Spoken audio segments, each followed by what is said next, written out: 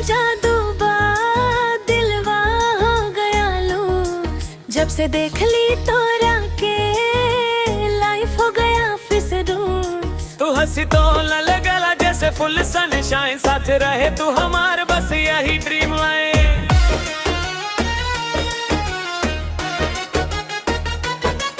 तो हर बातों में मैं जीवा, दिल हो गया टार। तू जब साथ रहे सब लगे लड़ाई, तोरे बिना सजना ना लगे कोई दिन।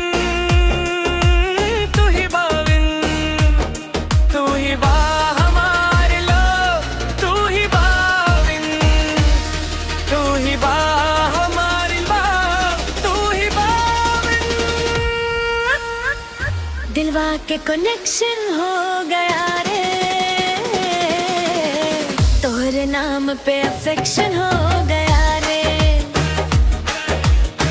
भोजपुरी में बोल दिल, हिंदी में कहे प्यार।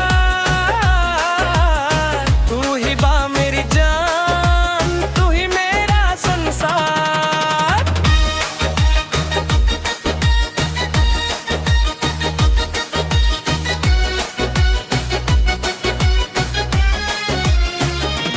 यो यो सुनो जरा दिल की कहानी, तू बनी मेरी क्वीन, मैं बना तेरा रगा राजा रानी है।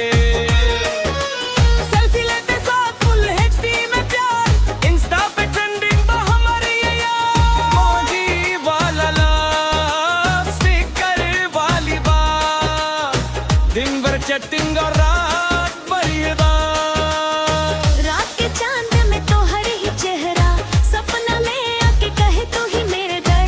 हाथ पकड़ के कभी छुड़ाना, साथ हमेशा रहे।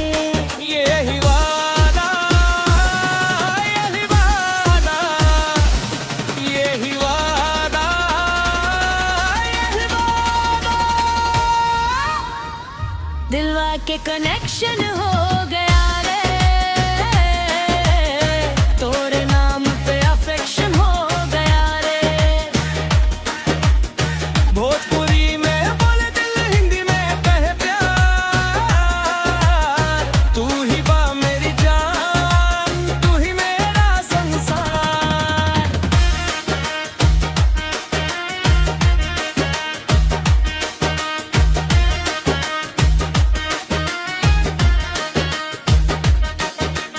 सल्फ जीना तोरे संग मरना, यही बात दिलवा के सपना। लव स्टोरी अपनी लिख दी हमने, तू ही बिगिनिंग, तू ही अपना। तू ही बिगिनिंग, तू ही अपना। दोहर आँखों में जादू बा, दिलवा हो गया लूस। जब से देख ली तोहरा के लाइफ हो गया फिसरे। जब तू हंसी तो लगेला जैसे फुल सनशाइन, साथ रहे तू हमारे बस यही ड्रीम रन।